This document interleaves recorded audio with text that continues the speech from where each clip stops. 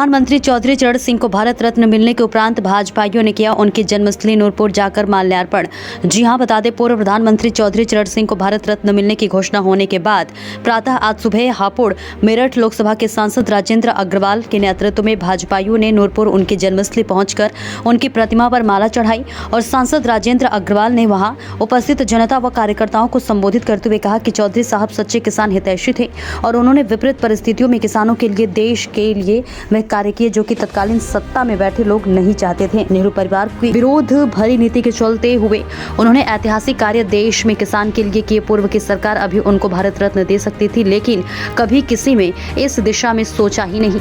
एक सामान्य से किसान परिवार से आने वाला एक ऐसा व्यक्ति जो मुख्यमंत्री रहा, प्रधानमंत्री रहा, वह भी भारत रत्न का सच्चा हकदार है।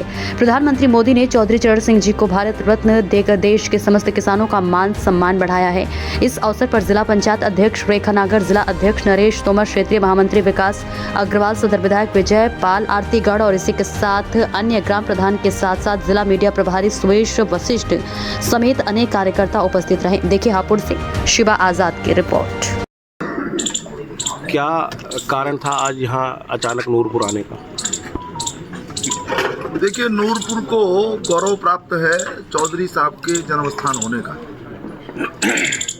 और चौधरी साहब का पूरा जीवन किसानों के समस्याओं को उठाने, उनका हल करने, उनके साथ खड़े होने में बीता।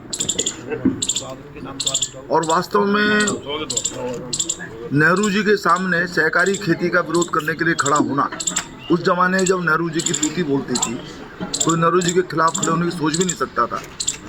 उन्होंने उस विषय को उठाया, किसानों के हित को सर्वोपरि रखा। यहाँ जमींदारी उन्मूलन में उनकी बहुत भारी भूमिका थी, जिसके कारण से खेत जोतने वालों को उनका अधिकार मिला। उन्होंने बहुत सारे ऐसे कानून बनाए। मैंने मृदा परीक्षण का भी शुरुआत की तो चौधरी साहब ने। नहर की पटरियों को आवागमन के लिए खुलवाना ये चौधरी साहब की पहल थी। और चौधरी साहब कोई भी विषय हो, गन्ने को लेकर के, गाँवों को लेकर के, जो उन्होंने जीवन भर संघर्ष किया, पुस्तकें लिखी, विषय रखे, संसद के अंदर उन्होंने विषय रखा, मुख्यमंत्री के रूप में, प्रधानमंत्री के अल्पकालिक जो उनकी अवधि थी उसके में भी उन्होंने बराबर किसानों के को सर्वोपरि रखा। और इसलिए उनको प्यार से सभी ने कहा कि वो किसानों के मसीहा हैं। और उन्होंने उनकी सादगी, उनकी ईमानदारी, उनकी नैष्ठिक जो उनकी जीवन था, उसके कारण से उनका एक विशेष स्थान पूरे देश के अंदर था। भारत सरकार ने, माननीय प्रधानमंत्री जी ने, हमारे परमाननीय राष्ट्रपति जी ने उनको भारत रत्न से सम्मानित किया। आज हम तो लोग बहुत प्रसन्न हैं और उसी का एक प्रकार से अभिनंदन करने के लिए और चौधरी साहब को श्रद्धांजलि अर्पित करने के लिए यहाँ पर आए हैं।